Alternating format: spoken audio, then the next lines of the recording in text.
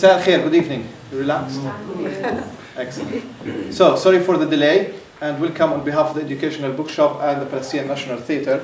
We're hoping to have more people today, but unfortunately, because of the usuality of Jerusalem, but we're happy to see so many of you, so you are very welcome this evening. We decided not to postpone the event or to cancel it because we would like to make the point that life should be as normal in East Jerusalem, despite everything. So I hope you appreciate that with us. So it is an honor tonight to have two lovely ladies here on my right. I will not introduce the main speaker tonight. However, I will briefly introduce Huda, who have accepted, thankfully, to our request to moderate the event tonight. So Huda is the former director of the Palestinian, or the Institute of Jerusalem Studies, AL-Quds University in Jerusalem. And she's been doing quite a lot of exciting things that I'm going to stay silent about, but it's up to her to share them with you or not. Eventually, I'm sure you will know them. But without any further ado, Huda, please, the floor is yours. Thank you. Thank you.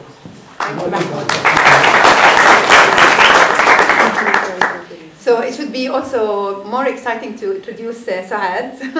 You can immediately see, if it's the first time you see her, from her gorgeous smile and a very happy face, that she's a very special person, a unique person, and a person, a winner, a person, a strong woman, a powerful human being, a Palestinian who's been along the struggle of resistance, but also the struggle of literature and many other artwork. So Suad has been very well known here as, again, a Palestinian woman architect who has founded a very important institution which takes care of Palestinian cultural heritage in Palestine called Riwaq. Many of you have probably heard of Riwaq. In this context, Riwaq is, again, now presently as we are speaking, is living Kalandia International, which is the Palestinian Biennale, which is named actually after Riwaq. And it's quite interesting because usually the biennales go after the name of the cities, but Riwaq and the uniqueness of Riwaq has actually given the name of Kalandia International and vice versa. Suad is a good friend. We have many common friends together. I love her husband, but she keeps telling me he's my husband. Salim Tabari is my husband, because I would have loved to see Salim here with us. They're a couple which is, again, which represents Jerusalem and Palestine, and a certain harmonious love and coexistence between two religions which are also very intimate in Jerusalem. And this is also one of the reasons why they make a beautiful couple together. Yes, I will follow your footsteps. If you would look at all the books that Suad has written, No Sex in the City, Menopausal Palestine, Murad, Sharon and My Mother-in-Law, Golda Slept Here, and other books, you would actually, take a guess and see what kind of a woman is Suad. And her writings, the fluent and exciting manner of and style of her writing can also tell us actually, and can reflect what's inside and what's outside of this wonderful woman who's sitting here next to me tonight. So I will give the floor to Suad, who has also kindly mentioned me, and generously mentioned me in her latest book, which we are launching tonight, Golda Slept Here. And I will leave the floor to you, Suad. Thank you, Huda. Well, you should have continued, actually. It was more entertaining. Well, thank you very much for coming today on a difficult day for Jerusalem. And when I called Mahmoud, he said, no, we have to live normally, so you have to come cross the checkpoint illegally, so I did. So really, thank you all for being here. And as Huda said, when people mention Suad Amiry, normally they mention Suad Amiry, the architect. And I know that you're going to take the book with you home and read it, but you're not going to take me home and read me there. So I'm going to entertain you with stories that are not necessarily all from this book. But I want to share with you actually my experience of becoming a writer and what it means for an architect, or for more accurately, a dyslexic person to become a writer. When I was a little girl, I don't know, this place is called Hakawati. Do you all know what Hakawati is? Is it a storyteller? And when I was a little girl, started talking stories, my mother used to tell me, for God's sake, stop it. You've been talking for 2 hours. تضربي صار لك ساعتين عم تحكي ومش كانت تسكتي. And I think Helen, who's around here, is a neighbor. So I will tend to speak a lot, so prepare yourself for a long evening. But really, when I was a little girl, I must tell you something about me. My father is from Jaffa, and my mother is from Damascus. And in 1948, my family actually was living in Jerusalem, and they left in 1948 from Jerusalem, from the house that was on the no man's land, the Roshi house, very close to Huda's recent house. So I was born and raised in Jordan. And I was technically born in Damascus because every time my mother got pregnant, she ran to her family. So we were all born in Damascus. And my mother's house, they have a very, very beautiful house in Damascus, I must tell you, with a courtyard. And any of you who had visited Damascus would realize it's a city like the old city of Jerusalem, but 100 times as big. So it does leave an impact on your brains, all the images of the show, of the little alleys in Damascus. So did my grandfather's house, actually. It left a great impact because it's a courtyard with a nafura, a fountain. So I lived as a child between two worlds.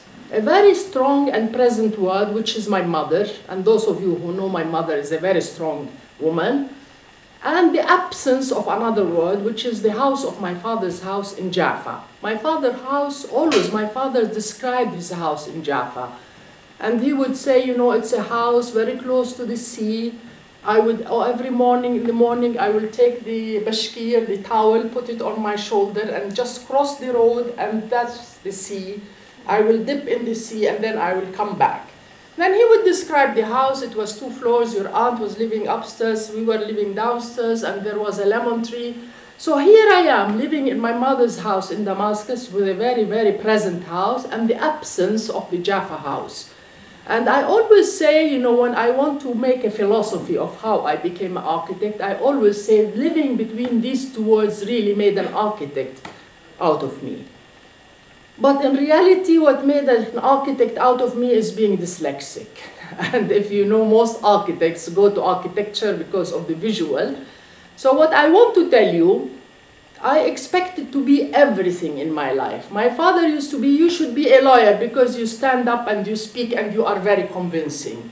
And my mother used to say, you just sit, you should be on theater, just get, you are a Hakawati by nature. So the one thing really I did not expect to be is a writer. Because I had difficulty reading, I still have difficulty reading. I'm a very slow reader, and I discovered it when I grew up that I was dyslexic. But, the one thing I did not think I would become is a writer. And most of you know the story that in 2002, 2003, when Sharon occupied Ramallah, he ended up next door. My mother-in-law was living, who was 9. So those of you who had read Sharon and my mother-in-law know the story that my mother-in-law, who was 91 years old, living on her own, I ended up bringing her to my house. My husband, as Huda said, is mostly traveling. So I ended up with 2 occupations. And I always asked, please don't ask me which occupation was more difficult, the Israeli occupation outside my house or my mother-in-law occupation inside the house. And as a result of both occupations, actually, I wrote a book called Sharon and My Mother-in-Law. Whatever my mother-in-law did inside the occupation, the house, I wrote it. And whatever Sharon did outside that house, I wrote it, and it got to Luisa Morgantini, a crazy Italian friend of ours. She sent the book in Italy, and there I am, a writer.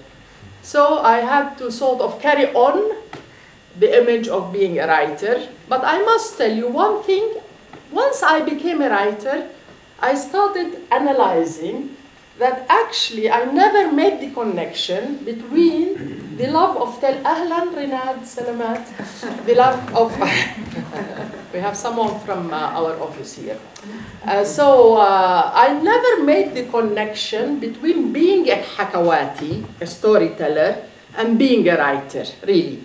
Because I don't know, when we study Arabic, we are, about literature and Arabic literature and writing, I always had this image of a writer having, many dictionaries. And writing is about making a long sentence with very difficult words that nobody almost understands it. So this was my image of becoming a writer, and certainly this is something I couldn't do. But I never made the connection that if I can sit here for 2 hours and talk to you about all sorts of things, that in the writing, the story is the important thing in it. Having a story is what writing, part of the writing is all about. Once I made that connection, then it became easy for me to write the different books that I did. So my first book, Sharon and My Mother-in-Law, had become my enemy, actually, because it had become so successful that I cannot come back to this success again. So I don't know. Most writers who have a first story success or a first film success, that film, that book, that success becomes your enemy, because many times I sit at home, I open Sharon and My Mother-in-Law, say, God damn it, what is it about you that made it? Here I am, the same writer, and I can't come back to that kind of. But if you ask me, actually, my favorite book, I must tell you, is Murad Murad. I don't know how many of you read Murad Murad, but Murad Murad is the book, and Judy Blank is here. She was the first one. Judy is a good friend of mine. Murad Murad, I'll tell you, is a book about a Palestinian worker who had decided, when Sharon again woke up one day and decided he doesn't want to have any Palestinian workers work in Israel, and the wall was constructed, 1/3 of the Palestinians, because there were around 150 to 100,000 workers working between Gaza and the West, lost their job overnight. So you had unemployment shooting up, and many people lost, like Murad's family. There are 11 men, the father and 6 boys, and Muhammad, the office boy who works with Riwa. Muhammad is the only one who has a job, and all the others were working in Israel. And Murad was 13 years old when he worked in Israel. And when they closed the borders, he was 31. So he came to work in my garden one day, and he said, Saad, if the Israelis build the wall, which is 18 meters high, nothing will stop me from going to Salama. And I said, Salama, what is Salama? He said, Salama is the name of the village where my family came from, which is, that's where he goes, close to Tahtikva. Anyway, I was living in Ramallah, and I did not realize the kind of life these Palestinian workers live to make it between Ramallah or Mazra' al-Sharqiyya to Tahtikva. If life was normal, it should have taken them 20 minutes to make that trip. I decided to join Murad and the Palestinian workers. We were 24 of them from Mazra' al-Sharqiyya, and walk with these Palestinian workers to get to Tahtikva. It took us actually 18 hours of walking, being shot at, running, hiding. When we got to Tahtikva, we were 4, and the 20 were arrested. Wow. And these 18 hours I spent with the Palestinian workers, waiting under a tree, talking, telling me about their love stories, about their work, about the Israelis to whom they worked, the Israelis to whom they did not work. And really, it was a fascinating, very sad, but for me, it was a fascinating trip. So if you ask me today, really, Murad is the one book that is very close to my heart because it talks about a sector of the Palestinian society maybe Huda and I don't know, and many of us don't know. And I refer to Judy Blank because Judy was actually the one person who saw me when I made it, because we walked from Mazara to Tahtikva. Then I took the bus, and again, I didn't have a permit, so I was illegal in Israel. So I took the bus from Tahtikva into Jaffa, Tel Aviv, from Tel Aviv into the center to the and then I made it here. And when I came, you know, after 24 hours of not sleeping, I looked like one of the miserable Palestinian workers. And Judy was walking around here, and she saw me, and I told her the story. Anyway, I was asked to talk about this book, so this is only this is only an introduction to put you in the mood. Golda Slept Here. Actually, Huda said that I mentioned her in this book. Actually, Huda is the hero of that book. If you read that book, you will realize she occupies at least 70% of the pages of that book. And Huda is the inspiration of that book. I'm gonna, after introducing the book, ask Huda actually to tell her own story, but I want to tell you about this Golda Slept Here. And the title actually is inspired also by Huda, because she's the one who took me to West Jerusalem to visit some of these houses. But this book maybe is the most difficult book for me to write. I must say that Sharon and my mother-in-law came from joking. You know, it was very difficult, but I had a lot of fun with my mother-in-law, so it reflected itself. Murad was like but this story is a difficult one for every Palestinian to write, because it really deals with the pain that stays with us. And the pain that is difficult to talk about. It's almost a trauma that took me a while to be able to write about home, the homes that we lost. And I always say, after I wrote this book, I think we Palestinians make a big mistake by talking about losing a country. We should talk about losing our homes. I think we are obsessed as Palestinians by telling the communal story, the collective story. We always say we lost Palestine. Actually, we have bored the world by saying we have lost Palestine. Okay, I mean a country. And we have somehow shied away from telling our personal story of losing a home, of losing a piano, of losing your books, of losing your bedroom, of losing my grandfather's photos over my father's bed in Jaffa. I think that this is the book that made me realize that we Palestinians have been traumatized. And as we all know, people who have traumas, we never face our trauma directly. That's why we shy away, we talk about the big story. And in this book, actually, it was therapy for me, because I must tell you that in '68, my father, whose house is in Jaffa, came from Jordan and went to visit his house in Jaffa. And when he tried to enter the house, there was an Israeli family there. When he knocked at the door and he announced who he was, slap. The door was closed in his face, and he was never allowed to go into the house. So my father came to Amman, and he was really depressed. For a whole day, he wouldn't speak to any one of us. And that left a sadness in me. In '81, when I came here, I thought maybe I want to go to Jaffa to look for my father's house. And I knew people in Jaffa. But, you know, I asked myself, Suad, do you really want to go and face that situation? And I decided, actually, I am emotionally not ready for this kind of a visit. So I hid away from, I went to Jaffa, but I never inquired about my father's house, where it is. And that's a pain that stays with you. That's the emotion that you cannot face. And I could only face it actually through Huda. Because when I met Huda, of course I like her because she is a very, you know, a lively person, and she loves life, and she has a lot of nice qualities into her.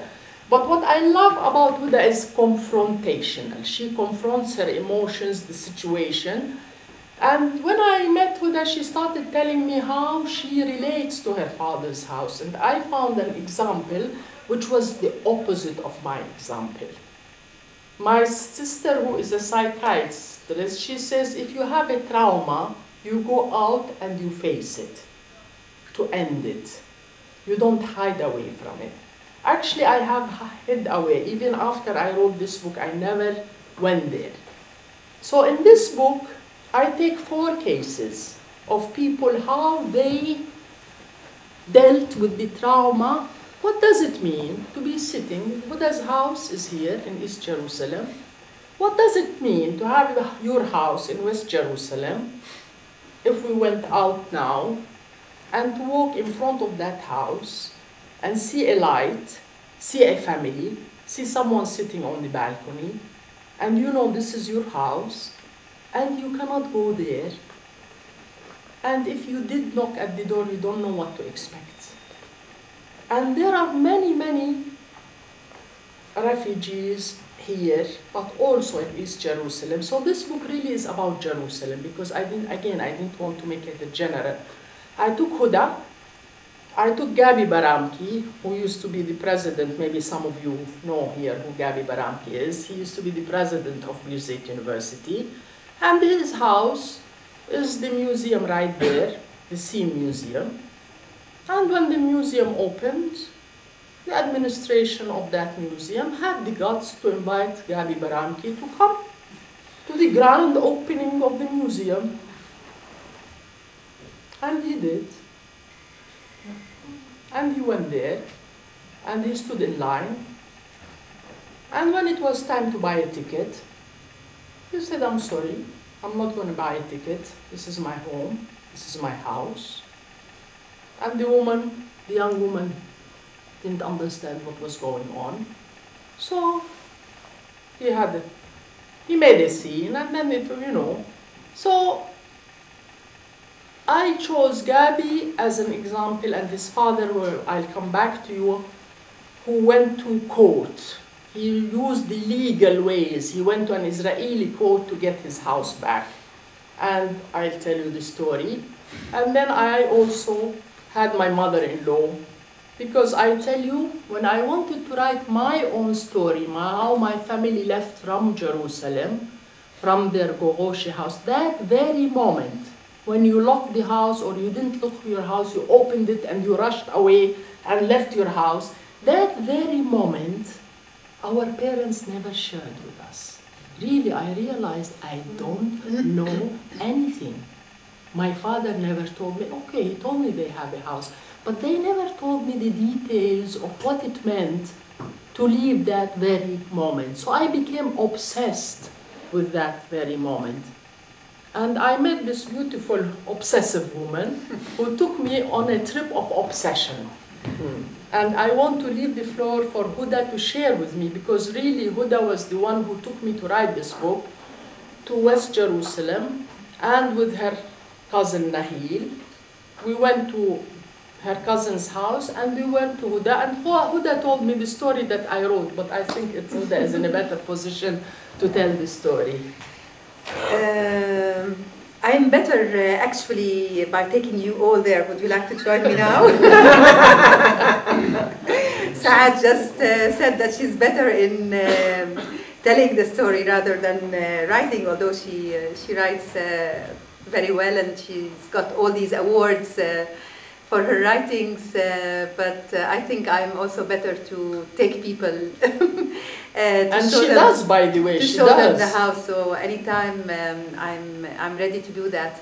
It's a little bit, yes, it is emotional. It's emotional, and after all, we're human beings, so we cannot, stay out of distinguish our emotions and our mind, and what's rational and what's irrational when it's to do with your life or your father's life, a man whom I loved very much, and I didn't have the time to cherish him because he was already quite old, like a grandfather at my age when I started becoming a teenager. So I couldn't understand exactly what it meant when he was living. And maybe this is also part of a certain guilt that we have sometimes when our parents are still alive and we don't have the time to take, to listen to them and to their stories and to their lives because we're very busy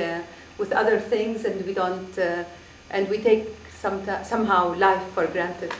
You have a book also, it's Nothing to Lose Except One's Life. Murad actually Murad in English, Murad in Arabic, English but in English it became Nothing to Lose But Your Life. Nothing to Lose But Your Life. So it's, yes, I think it started actually when I, you have to stop me when I'm too long, okay? Because the first time when I visited the house, it was with my father and uncle and my mother and members of the family, my 3 brothers and sister, just after 1967 war, when the curfew was over. I was 7 years old, the curfew was over, and the first thing we did was walk to Beit Hanina to check whether my grandparents were alive on my mother's side. And the second day was actually, we went to West Jerusalem, we walked through Mea Sharim. I found that a bit hard to see all what's Mea Sharim, because when you're young and you turn the radio on and you listen to Hebrew, you know that this is the language of the enemy, and it was always this is how I refer to the enemy with the language and so on. And no offense meant, I try not to be racist at all. Ruth is a good friend too, and if there are Israelis here, it's please don't take my words as offending words. But you grow up to feel with your father, who has made it in life, who was a self-made man. He worked with tourism, and he was one of the founders of tourism institutions, AL-Quds Cinema, the Ambassador Hotel, the many institutions which were, which made up the economy of Jerusalem. And he built this beautiful house in the western part of Jerusalem because he was very much attached and in love with his mother, whose family had lived on the road today of what we call Emek Refaim, which was called Al-Ba'a, and until now we call it the Baqa. So there were 3 beautiful houses, which if you pass by Emek Refaim today, you will see the brown brick houses, which are owned by the Awaida family, my grandmother, Aisha, who is very much mentioned by Suad in the book. And therefore, on the inner sides of this road, Al-Ba'a, there was a piece of land which my father had bought, and he has built the house to treat his mother and to have her live beside her family.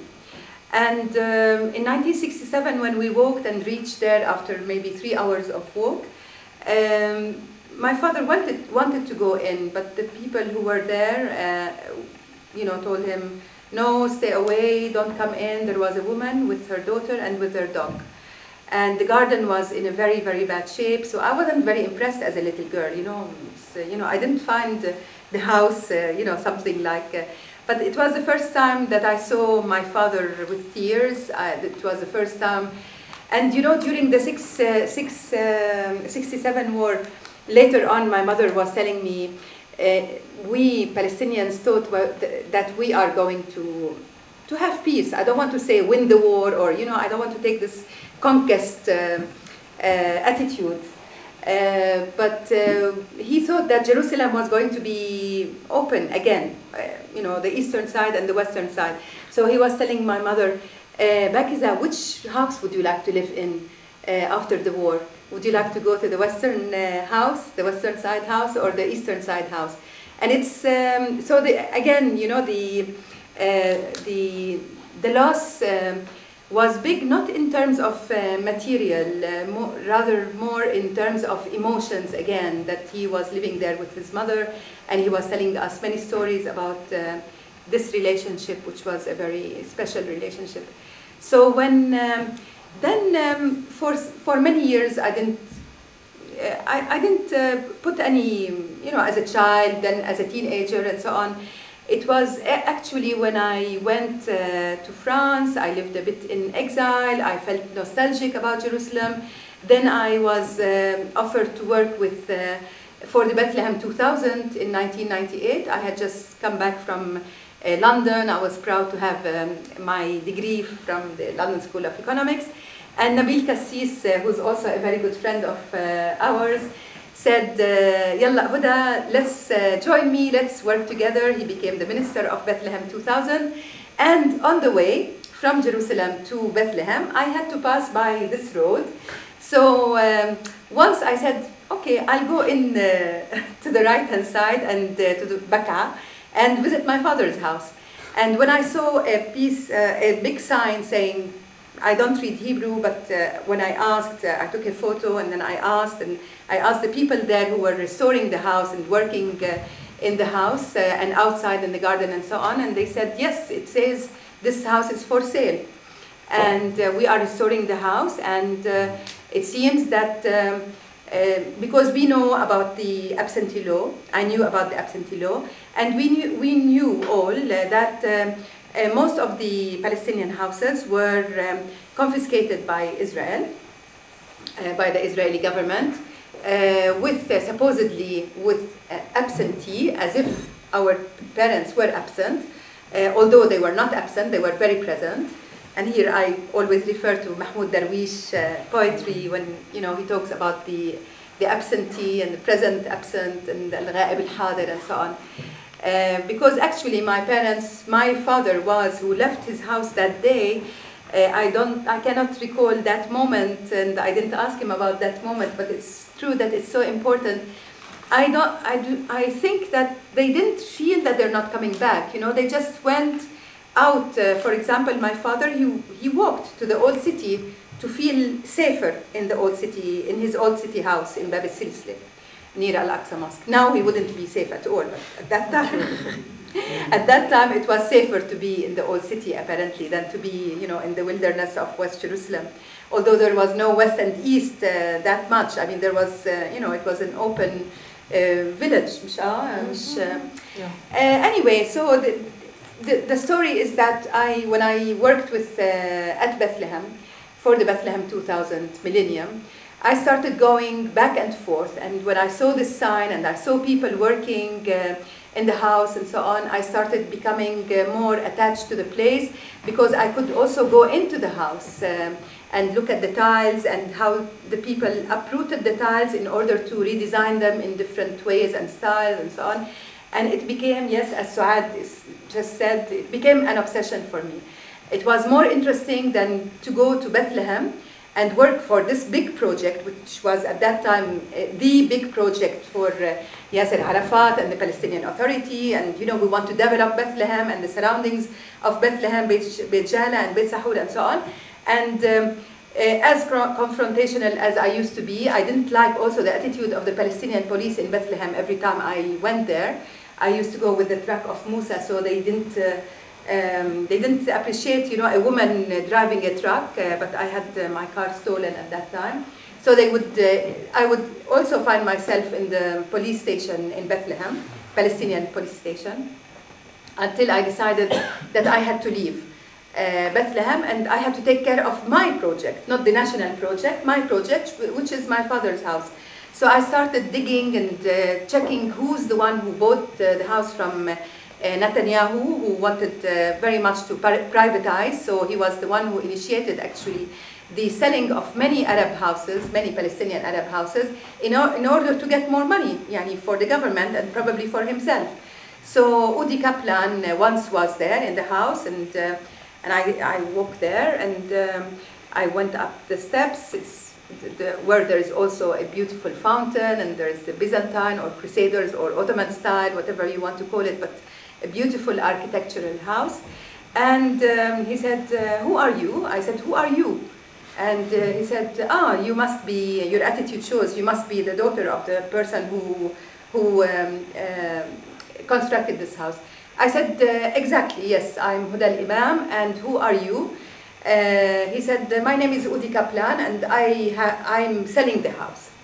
And I hear that you are coming every other day, and you take tiles, you steal tiles. And I said, yes, I repossess these tiles. I do, and I repossess these tiles because, as you know, perhaps somebody else has stolen the house. I didn't steal. This is my father's house, and he never got a penny compensation for the house, and it was actually grabbed from him. So he started telling me, well, anyway, now I have some people who are coming from Switzerland to visit the upper floor of the house, so you better go, because this way they will not find out that it's a Palestinian house, or there are stories behind it, and so on, so please, if you can. So of course I was very upset, and then he said, by the way, you cannot take any more tiles. I said, okay, you know what? I will, although I don't feel like going at all, but I will respect your visitors and yourself, and I will leave, because anyway I have an appointment now. I will leave, but I would like to take some tiles with me. So he said, well, since you're asking for permission, maybe you can go in the backyard of the house and take the black and white ones. And I said, no way, I don't want, I have to finish the carpet design I have in East Jerusalem with the tiles that I took. So I want to take these colored ones, the geometric ones that you have done, also that you showed very well in the book that Ruwak has. By the way, black and white means they are the kitchen and the service area. She wants the colored ones which are in the living room and the bedrooms. Yes, yes. Just for them. So for me, the tiles were very, very important. I had many times also confrontations with the people who actually bought the first floor of the house. ABC filmed us. At the time, that couple couldn't believe that this was not staged. They didn't like the fact that this is real. Allah yarhamu Ali Qa'dan was with me when I was very much harassed in the house again, because I wanted to enter the the terrace outside, and the people there just pushed me out, and because there is a synagogue, so all the people in the synagogue came out. They didn't touch me, they didn't harass me, but the scene was also very, very scary. But and they were pushing, the other women were both pushing me down the steps, and I was very, very worried about the tiles, that I took with me, and I didn't want to fall because I didn't want the tiles to break. There are many, many stories that I can tell you, but anyway, today I'm not allowed to go there, because last time, actually, when I went there with Nahil, the people who live in the house, they called the police, and they put the handcuffs and put us both in the police car and arrested us. And the policeman told me, you go out, you will next time I hear about you going to your father's house, you are deported. So I started not obeying, but I started disguising myself when I go there. So I don't go with my car, because they know immediately what color of car I have. They know that I have curly hair. So I started not going with a veil, because it's going to be even worse to go with a veil. But I try to go not as frequently as before. And I tell myself, perhaps now I have to work in a different way, in a more rational way, in a legal way, to get back the house, or at least for our younger generation, for my son to say, well, at least, because I sometimes tell myself, why didn't my father go to court? Why didn't they go to court? But today I realize, and I'm speaking a story also where some people sitting here, and our good friend Asad Khadr is here, and his house is beautiful, and perhaps George and Kareem would one day do something about the house, Helen, because they are also quite confrontational.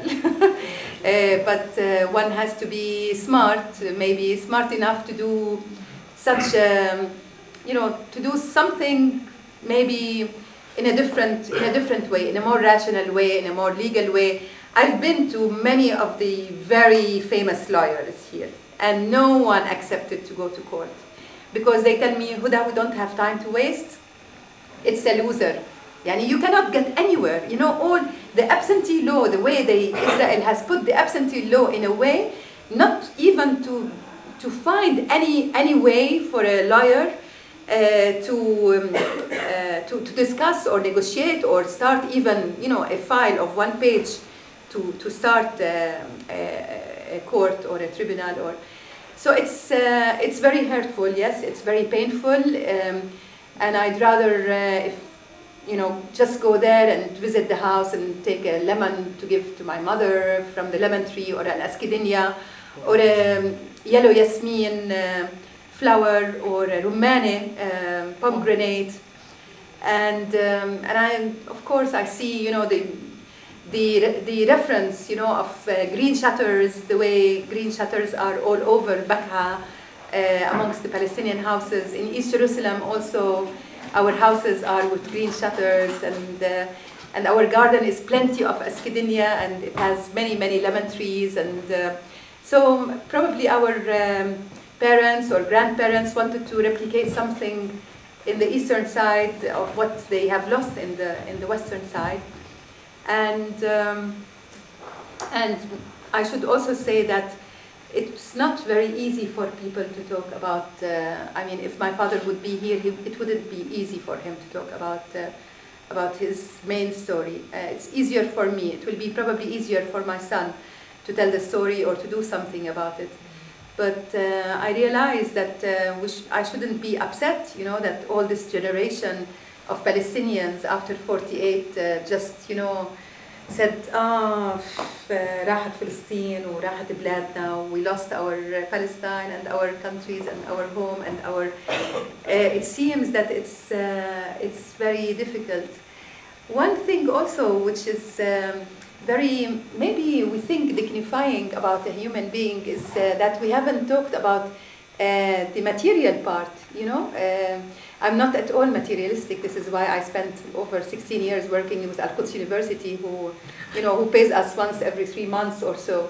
So it's not a matter of being materialistic, but I think it's not fine. It's not appropriate that many Palestinians didn't take also this fact into consideration, or we are maybe too dignified, I don't know, to talk about money.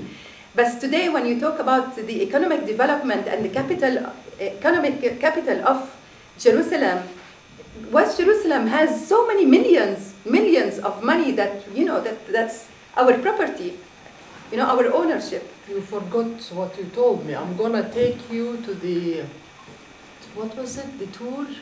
To the biggest robbery of real estate. That's what you call the tour. The biggest robbery of real estate, which is the case, because, again, I think that when we talk about a country, then it becomes political.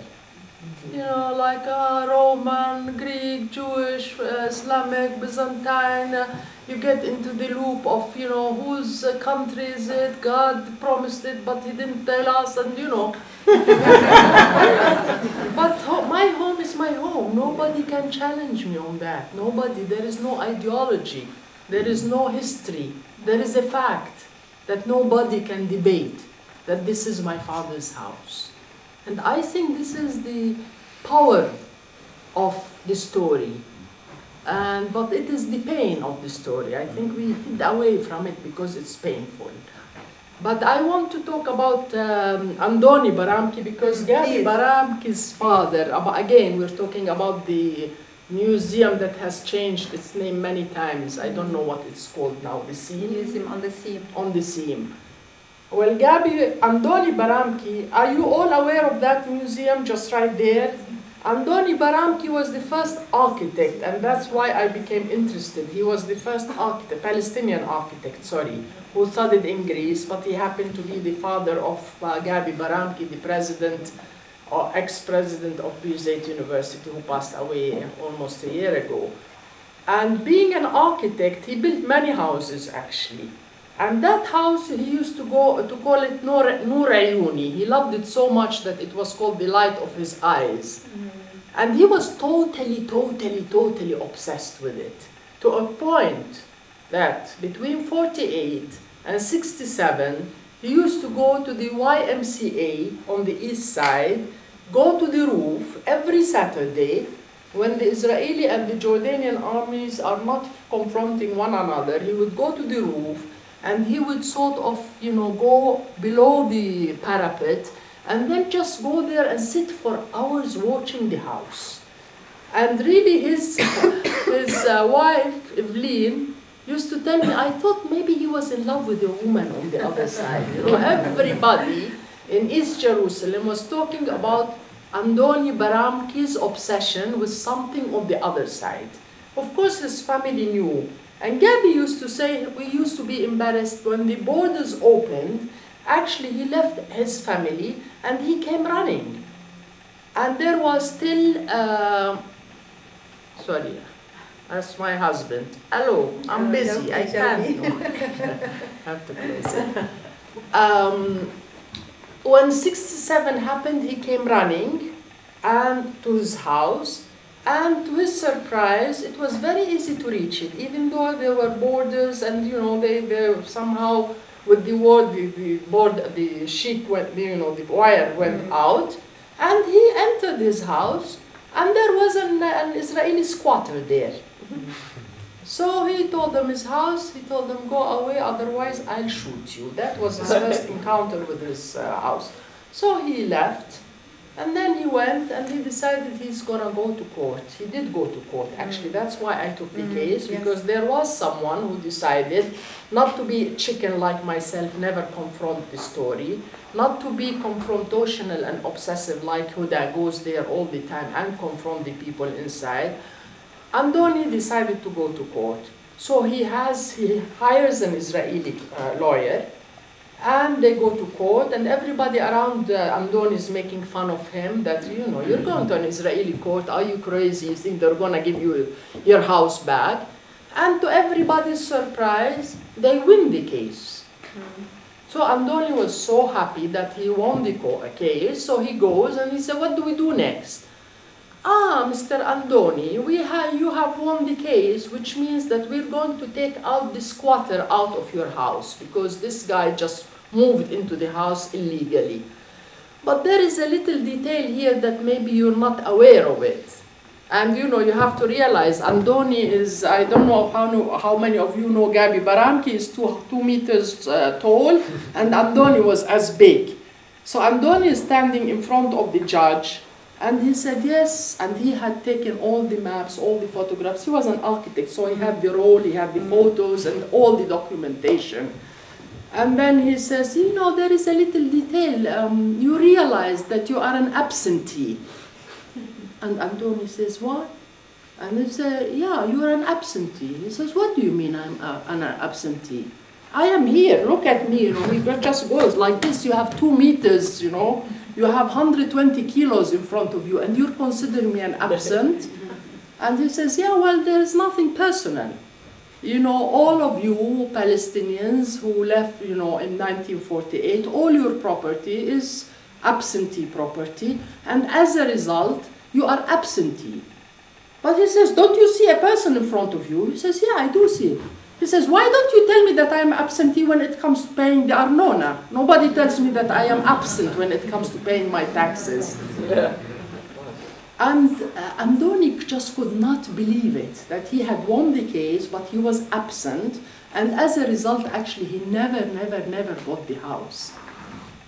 And because he and his son were obsessive about the house, actually, they went to court, they tried all their best, they never succeeded. And when it became a museum, they found out that there was a German guy who gave the money for the museum. Gabi wrote to the German, I forgot the name, sorry, the name, it's mentioned in the book, but now. He writes to the man and he says, do you know what you're doing? This is my house. Here are the photos. You're giving money to a house which is a private house to become a museum. And the guy says, but I didn't know, is it true? No. The day of the opening of the museum, the guy in Germany died. And Gabi used to say it's bad omen, they're not going to get that house. So, you know, you have really people dealt with it in different stories. I just want to close the discussion and leave some time for questions and answers. But really, I want to share something with you, which is, you know, we always talk about how Palestine is occupied. But it dawned on me lately when I was writing this book, how Palestine occupies us. And that occupation is for me much more difficult actually than any other occupation. I am totally obsessed by the fact that I am Palestinian. And it becomes an obsession. It becomes such an ugly thing. It's such a difficult thing. It's such an obsessive thing that you cannot enjoy anything in your life because you are Palestinian. There is nothing normal in your life. There is nothing mundane in your life. There is nothing. Palestine occupies us. And I think that is the most difficult part of our life. And I'm gonna just read you one page of that occupation that I realized. It's just the last few pages, 2 pages. I'm not gonna read them all, but I just want to tell you what kind of an obsession. It's a never-ending chapter. And Mahmoud Darwish says, my country as close to me as my prison. And then I continue. Would you ever let go of me? Would you ever let go of me for a lifetime, for a year, for a month, for an hour, for a minute? Not even a second? No. If ever we get an apology, if ever we get compensation for our homes and losses, it would not be about a lost country. It will not be about a lost field, or an orange grove, or a lost home. No. It will not be about the hundreds of bulldozed Palestinian villages, or the scattering of a whole nation, the shattering of a whole society. It will not be about losing a livelihood, a stolen piano, a Persian carpet, a first baby photo album. It will not be about someone's personal library, an abandoned Arab horse, or a Cypriot donkey, nor a Persian cat, nor even Sasha, the monkey that my mother gave me a few days before the war. No. And it will not be about the blossoming almond trees. And it will not be about firing at the farmers who returned to harvest their field that they left behind. No. It will not be about the many deserted budding roses, or a bride's wardrobe, or her many cherished wedding gifts. That was my mother-in-law, actually. Whenever I asked her, what is it you missed most, she said, the wedding presents that people gave me. Or a child, or an old woman who was forgotten, left behind in the chaos. No, it will not be about concealing a crime or falsifying history. It will not be about blaming the victim. It will not be about dehumanizing and stereotyping. It will not be about making new wandering Jews out of us. It will not be about reversing roles and images. No, not at all. And it will only be about an obsession. An obsession, yes, an obsession. My dreams are all about you. My nightmares are all because of you. My happiness is related to you. My sadness comes from you. My expectations are all concerning you. And my disappointments pile up beside you. Yes. And if I run away from you. And if I come back for you.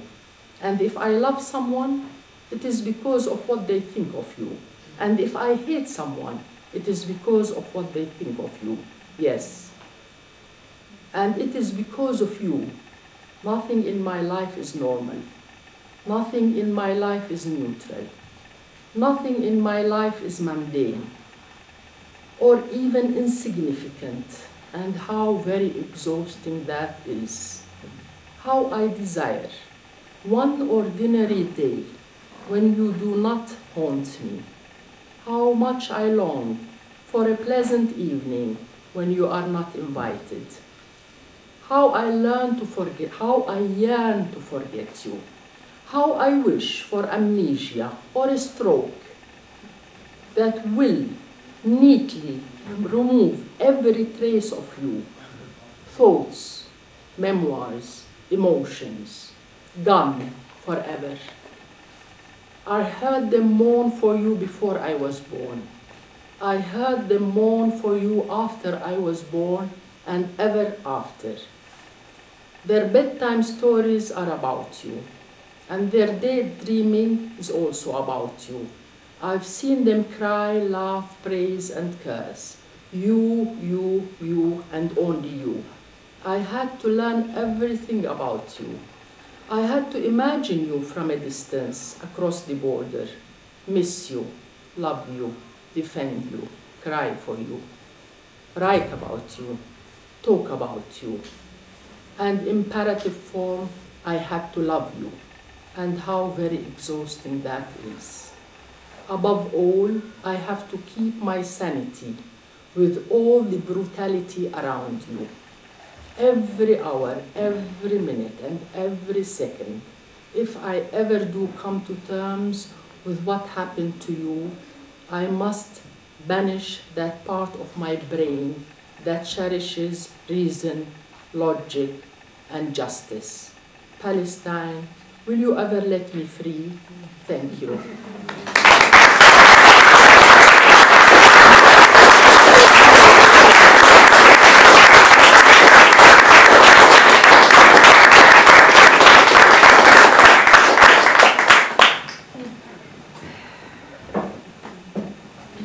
I have a question for Huda. When you said your father's home went up for sale, regardless of the possibility or obstacle, financial or other, did the idea of buying the house came to your mind? Absolutely, yes. Actually, it didn't come to my mind, but it came to the minds of the lawyer. I don't want to mention him. But he's a very good lawyer, because he had repossessed the Dawood's brothers building in near the King David, because he was considered to be in a country not at war during the 1948, and when they put the Israeli law. He was in Latin America. But yes, so it did, and actually the journalist from The Guardian wrote a big page saying Huda, LSE graduate at that time, I had just come back, cannot buy her own house. So him together with Patrice Claude, who was the correspondent of Le Monde, were very interested in the story. And they tried, Patrice tried to pretend, he's very interested to buy the house, and he called, and he spoke French, and he spoke English, and so on. And they did a lot of investigation, as professional journalists do, and they found out that they wouldn't, this agency, real estate agency, wouldn't sell to anyone unless he's a Jew, unless he's very well investigated in, etc., etc. So actually, there was no way that I would buy my father's house. But yes, it did come to my mind. It was sold at that time for $3.5 million. I don't know. If I had the money there, I would have. I don't know whether I would have actually bought it or not, but. Maybe yes, because again, for the emotional side, and to repossess, and to, even if I had to pay the money. Yeah.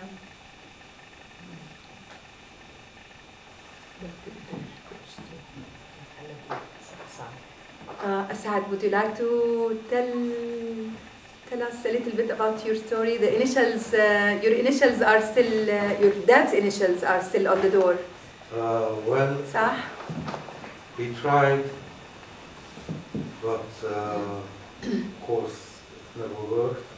Plus the fact that the municipality claimed back taxes for I don't know how many years, for unbelievable amounts of money. Yes. Just stopped it.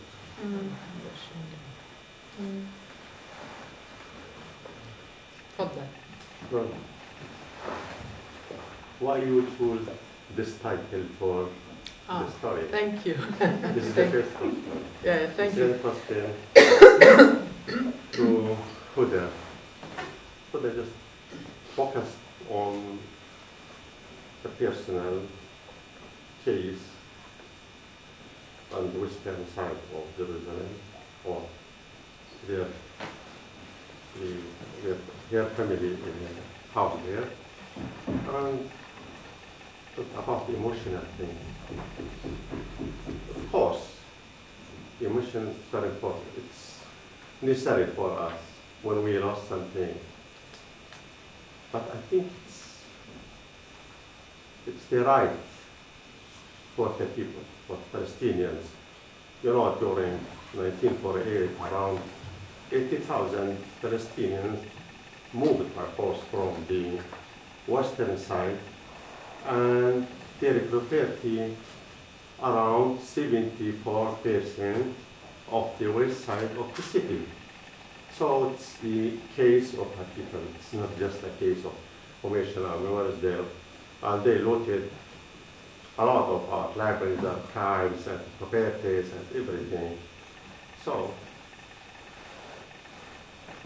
I don't know why we, the Palestinians, use this way or to go to the court as you did. I think one case in Haifa, an absentee person who came back and he took back his house. That's just my Yes, there is a possibility, but it's as I said, it's very. I will invite Suad to answer why Golda, why Golda slept here. Actually, again, when I came to do the research for this book, Huda smuggled me in, so she has to pay a fine, I put her in a difficult situation, but we both wanted to do it. And she got me in the car, and then as we walked in Talbiya, was it, right? She breaks the car and she opens the door and come out, she says. I say, what is it? She says, I want to show you something. So I come out of the car and, there is this beautiful house. Unfortunately, this doesn't show it. And she says, look at the tiles there. Can you read them? And I stood there trying very hard to read, and then you would see traces of something called Villa Harun al-Rashid. And it's a beautiful, beautiful house, actually. And then I told her, wow, what is it? She says, do you know whose house that is? I said, no, I have no idea. And she says, George Sharat. And George Sharat actually is a friend of ours who is a professor of law. He's a lawyer in San Francisco. He teaches there. He came to Jerusalem for a number of years, and we got to know him. And actually, I told her, oh my God, this is George Sharat's book, so this is where Golda lived, because I have read, actually, George Sharat has written the story of his house, in which he tells that Golda Meir lived in that house, and when Hammarskjöld came to visit her, apparently he came to visit her in this house, so she went running, she brought workers, and she sandblasted the Arabic of Villa Harun al-Rashid. So when it was one of the highlights of my visit, because really I knew George, and and then I decided, even because George actually had told his story, he had written it, you can Google it and find the story, and it's very beautiful, because George manages to visit the family and they allow him in, and there is a talk, and there is denial, and there is a lot of layers to that visit. But I decided to, because I wrote a book that has Sharon, I said it's only fair to have Golda on another title. No, I really wanted to show at what level the Palestinian homes were taken, because it wasn't by accident that my father's house was taken or Huda's house. We have, you know, the Prime Minister of Israel, and you know, when I did the research, I took some photos of another beautiful house, and somebody told me so and so. And so apparently many of the villas and beautiful houses were given to high-ranking military people.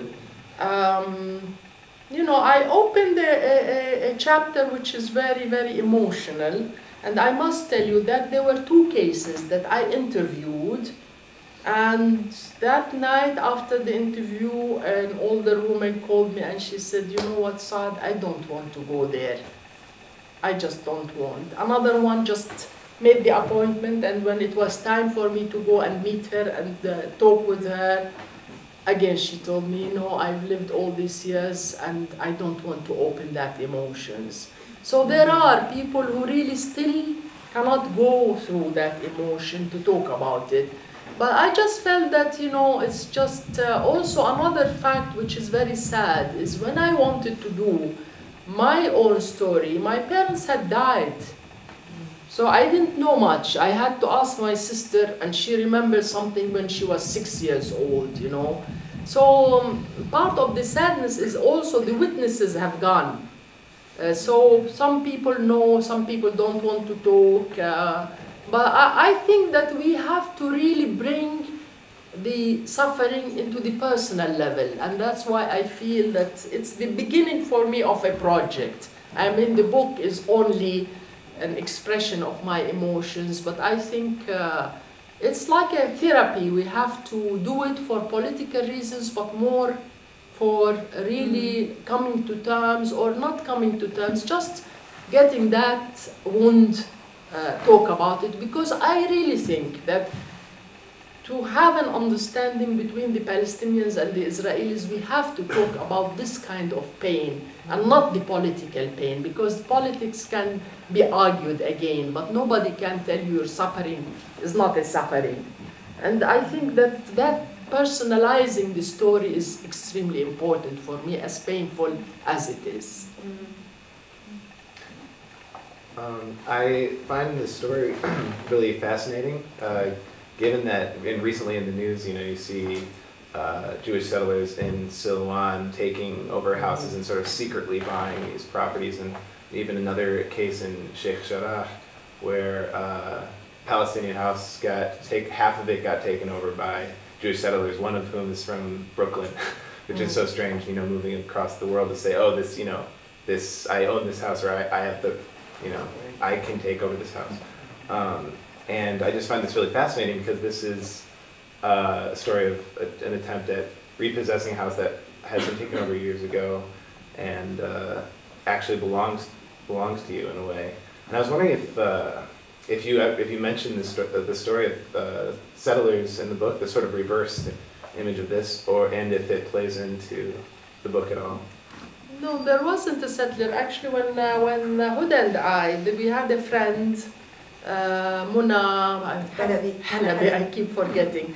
Actually, I forgot to mention to you, actually, also the book was triggered by a demonstration organized by Huda and women from Jerusalem and Muna, where we had something called the Nakba Survivals, where we went around in Talbiya, and you know, Palestinian owners of the homes came along, and it was very touching for me. From that day, I decided I have to do something about this.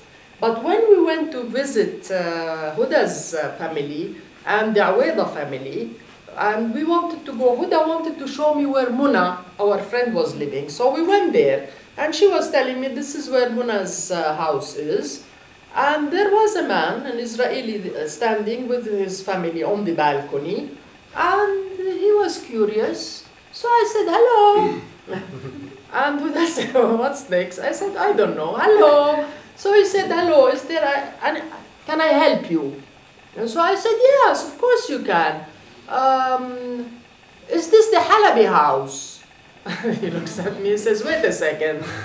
And then he comes down And actually at the beginning, because we both looked very silly and very cute and very not knowing what we're doing, so he was very engaging. And he said, I said, you know, I have a friend who's called Muna, and is this her house? He said, I don't know. I said, what do you know you don't know? You're living in a house, you don't know whose house it is? And he said, well, there was a woman, someone came from Canada. I said, no, not from, I mean, Huda and I started, you know, and then he found himself that, you know, he's into somewhere he really doesn't want to go, to be, and so when we started telling him, you know, Huda, we started telling him this is the شو اسمه تبع التلفزيون, my names are escaping me. Nuwayhed. Yeah, this is Ajaj Nuwayhed's house, and this is where his library was here, and the library was. He realized that we really have done our homework before coming here, so he said, okay, thank you, it was nice meeting you, but we stop here and I go away. So that was the only encounter we had with an innocent who came really to help, but then he found himself in a little bit of a mud. He decided we don't want to deal with this. First of all, thank you for the presentation. It's really interesting. Sorry, we can't hear you. Thank you for being here and presenting your books. It's an honor for us to be here and with the Palestinian story to witness someone like you guys. I have a question. Actually, we get to know how life has worsened in Jerusalem for Palestinian residents, and as you said, the big political frame eats the individual stories and the individual griefs and the individual claims for justice. But as a person, as not just as Palestinian, but as a person, how would you like Jerusalem to be as a town? Well, I would like the whole place to be open everywhere. This is my not only Jerusalem, really, I am just sick and tired of the world being divided into small pieces. But you know, if you're asking me politically, now... No, as a person who lives in Jerusalem, like, this could be your ideal town, how would you like it to be? Well, she's the Jerusalemite. I came across the wall, so I can, but no. Would like to be able to Listen, politically, I mean, if you ask me on a human level, on an emotional level, on an, you know, existentialist level, I would tell you I would love to be an equal citizen in any place where I live, as simple as that. But if you ask me politically, I always say we need a divorce to heal so we can deal with one another. I mean, it depends which one. But at this point, really, I don't care because we're not getting either or from the Israelis. I always say it doesn't matter what I want because they're not going to give me neither or. But, you know, if you ask me on a human level, on an existentialist level, I would like to live in an open society with everybody equal in it. But it's not going to happen. And we always thought if we say separation, divorce, you know, we accepted the two-state solution just to end the suffering, not because it's something close to our heart. I always used to tell the world, two-state solution. Home, Jaffa.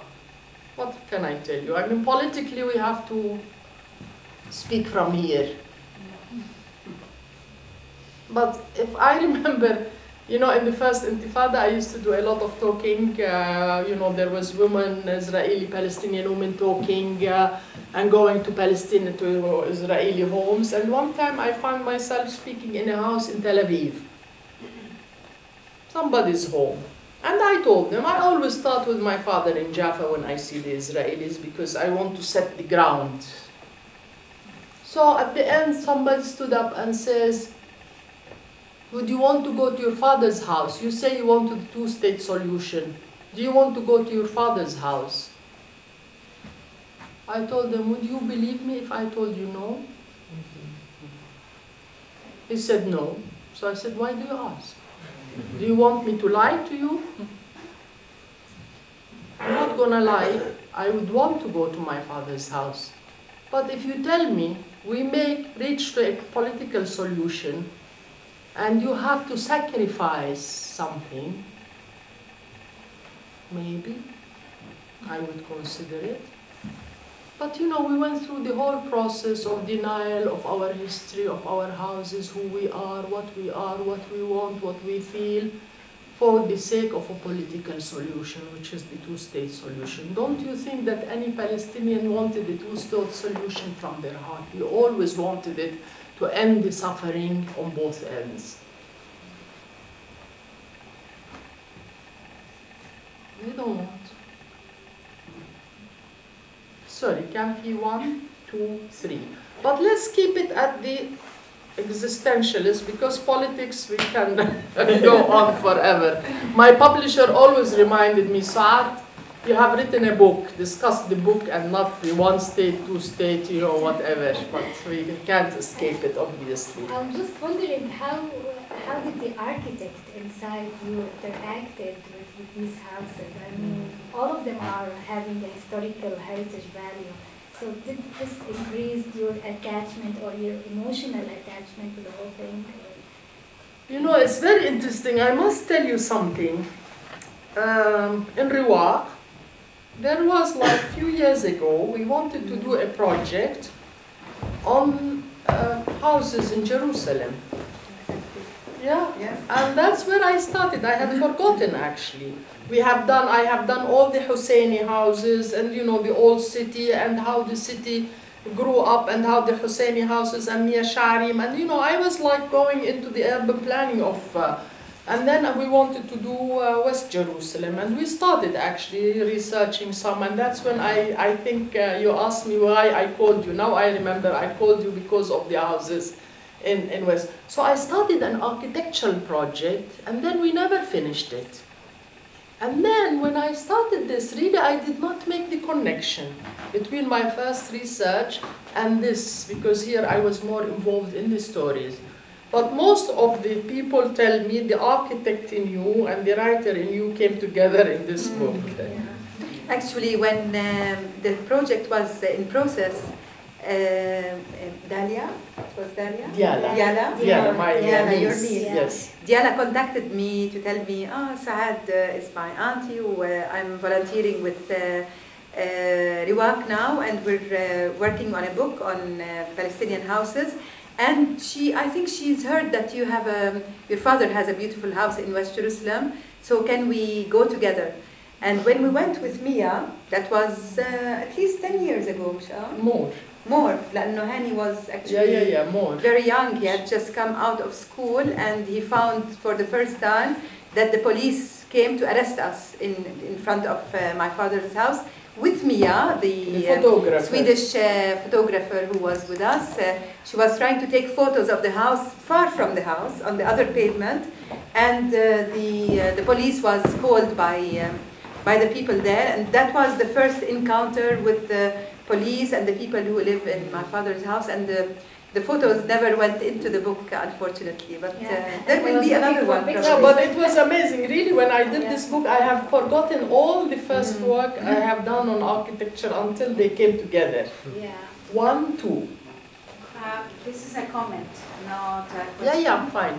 I was very moved by the parts of that you read of your book, and reminded me of our own story in Latin America. I come from there, and I have worked in human rights, and we have worked for years with the issue of the missing people, that disappeared for decades, together with the relatives who were looking year after year, decade after decade, their loved ones. And because the trauma was so big and it was the whole society involved in that, in our countries, especially in the south of South America, there have been a lot of reflection, research, elaboration from the psychologists and from the psychosocial perspective, community, mental health perspective, and so on. And one of the learnings that these professionals came up with is that for the relatives of the missing people, the most difficult part was not to be able to know their whereabouts of their beloved ones, but the fact that the perpetrators were denying the fact year after year, decade after decade. And they came up with this idea that it is so difficult, it is almost really impossible to elaborate the mourn, the loss, when the perpetrator remains denying what he did. And it makes it impossible for the victim to elaborate that. But when there is a recognition of what has been done, well, it is the first step for the victims to start the process. And then it reminded me very much about the Nakba, because that, I think, it is one of the most terrible things for me when I always think of this, that up to date, they are denying what they did. They are denying what happened. So that is why I think your approach is so really, it's so important and so wise in the sense of saying, oh, let's start to talk about our personal things and properties and losses instead of talking about it, because I think it's even more difficult to deny that. I don't know, maybe they, like you said, they will always find a way of continuing in this denial. But I just wanted to share this reflection. No, this is very, very Thank you important, very much. actually. You know, I always tell the Israelis, you know, when we talk politics or when we confront one another, just you know, a recognition of what happened to us will get you a long way. Because, you know, there is no way you can convince a Palestinian that they don't belong here. It's not a historic seminar, you know. Everybody knows this is their land. Everybody knows this is their house. Everybody they know they've been here for. You know, I always tell the Israelis, don't call us, you know, Palestinians. Call us aubergines. Call us, you know, watermelon. It doesn't matter for me. But this watermelon is from here. It has been here, and you know. So for the Palestinians, it's you know, when you try, especially in Europe or with the Israelis, to start to intellectualize, talk history, it doesn't touches you. You know, you just feel like there is a lie somewhere there. But for the average Palestinian, you know, they were like peasants on their land, or a merchant or somebody going to school. They lost a school. They lost a shop. They lost a donkey, a cow. You know, I always think, what happened to the animals in 1948? You have no idea how much I am obsessed with the animals that were left behind. You know, who fed these horses? Who milked those cows? What happened to the sheep? You know, there are a lot of levels of nature and humans, and that nobody touches, because everybody's talking, you know, up there about, you know. That's why I started feeling that, you know, it's important for us to talk about our personal loss. Every time my mother-in-law kept talking about, you know, that little coffee table and the legs of the coffee table that she left behind, you know, you think that she's like lesbian and there is a woman there that she loves with her legs. You know, I mean, she was describing the table in such emotions. And I think this is why it is important to talk about this level, because when our family talked about us, they did not talk about, you know, Palestine becomes a political agenda, of course. But, you know, I knew more about the lemon tree. I think my father described the lemon tree in the courtyard more than anything else, or his mother's photo that he left above that my mother hated. But anyway, so these are the things that, but coming back to the denial, I come back to your question, sorry.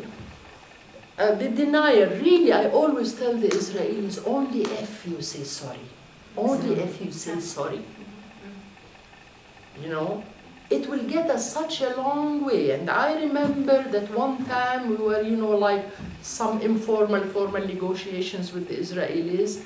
And this is Zaif Sheikh, maybe you know the names, you know, he was like a military expert in Israel. And when I was talking to him at this level, and then I said, you have to, you know, say sorry. You have to give us an apology. You have to accept. Don't keep denying, you know. don't ask us to lie. We cannot lie.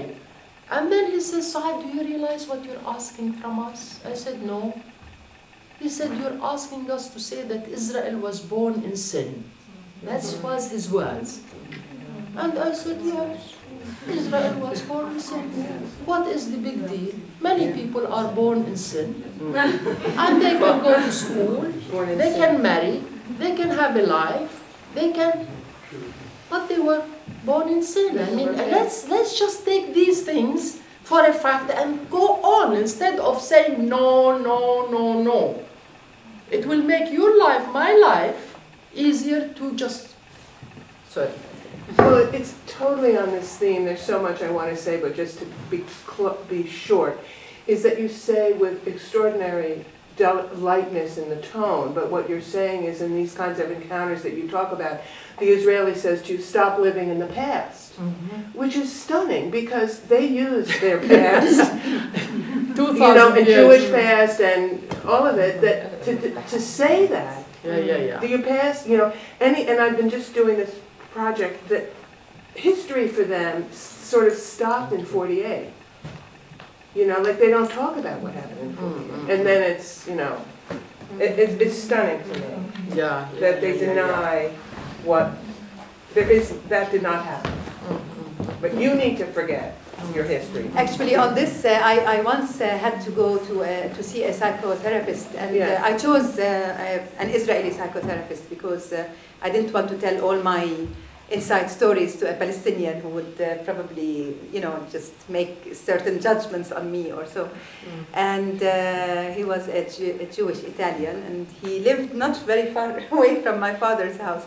So every week I would go there, and at some point, like after a month or so, he tells me, but Huda, live now, just stop living in the past, stop going to your father's house. And I said, don't you go to Yad Vashem? And it's nothing to compare, but I told him, do you go to Yad Vashem? He says, yes, I've been to Yad Vashem.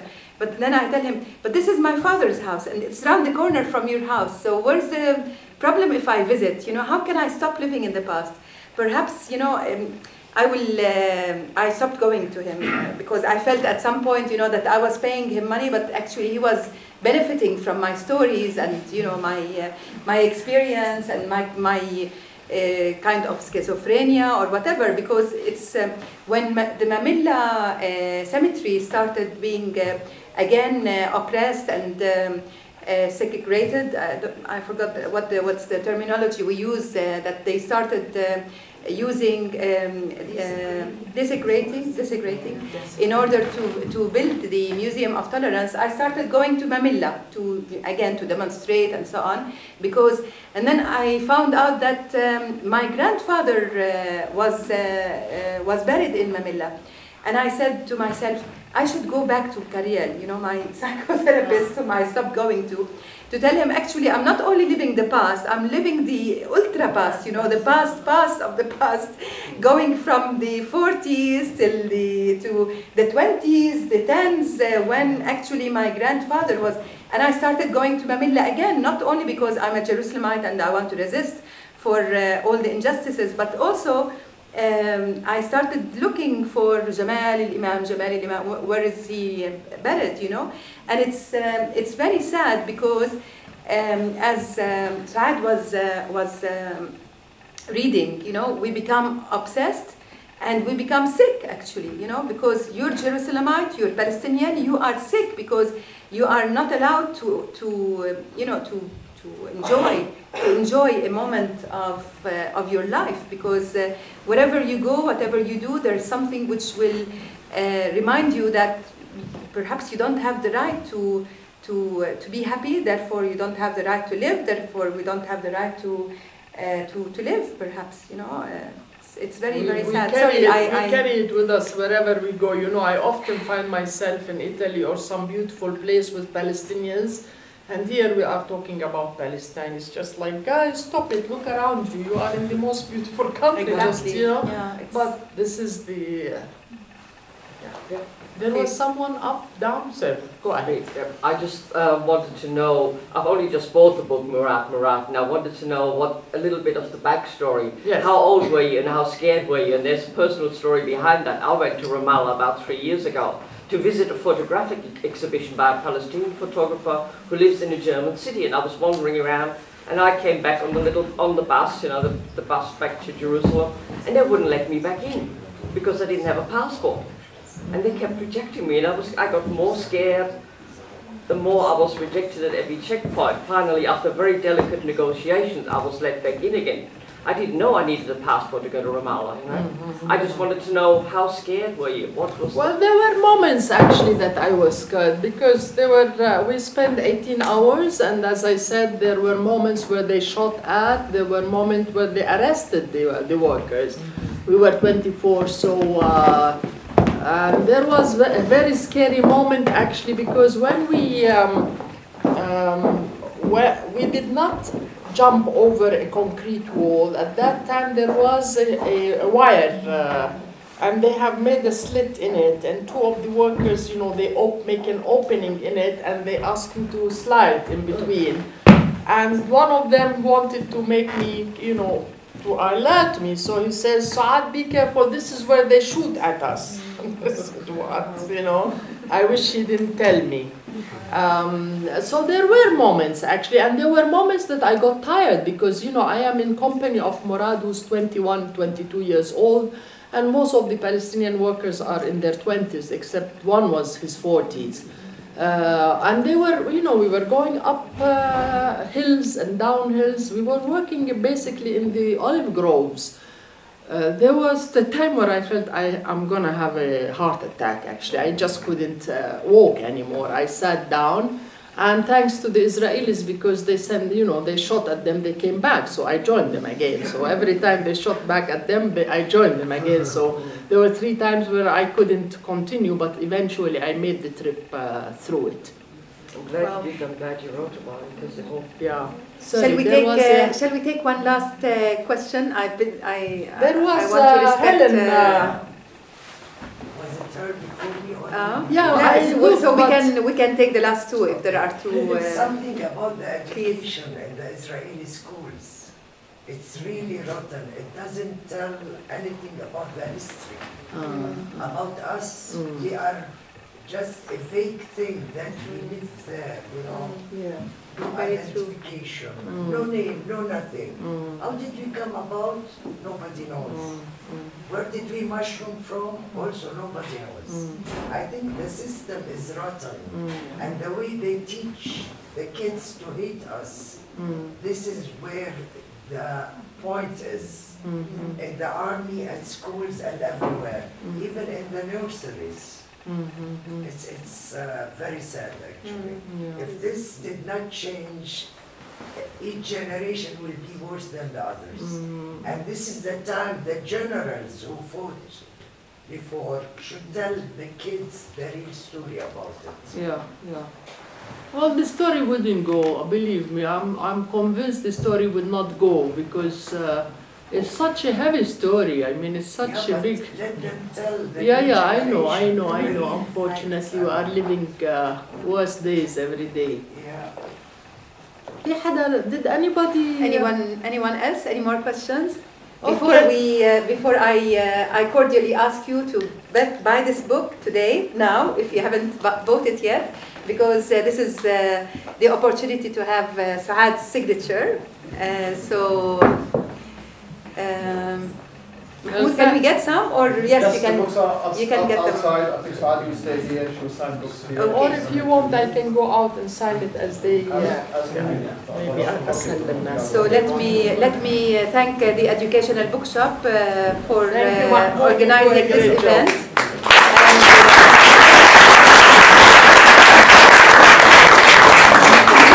And Al-Hakawati, the Palestinian National Theatre, who has also hosted us. And thank you very, very, very much. Thank every one of you. We know very well that the situation here around us in Sheikh Jarrah is not very secure or stable, but please make sure that it's always stable and secure when it comes to a Palestinian hosting place. Because actually there's nothing to worry about, and let's keep Jerusalem alive. So it's with your presence that we are keeping it alive. Suad, I'm now taking the role of the moderator, and I would like very, very much to express my appreciation not only to the Educational Bookshop, but also to Suad, who has accepted the invitation of the Educational Bookshop, and who has come through Bethlehem and many, many roads and checkpoints and so on to come here to Jerusalem. And ونورت القدس as we say.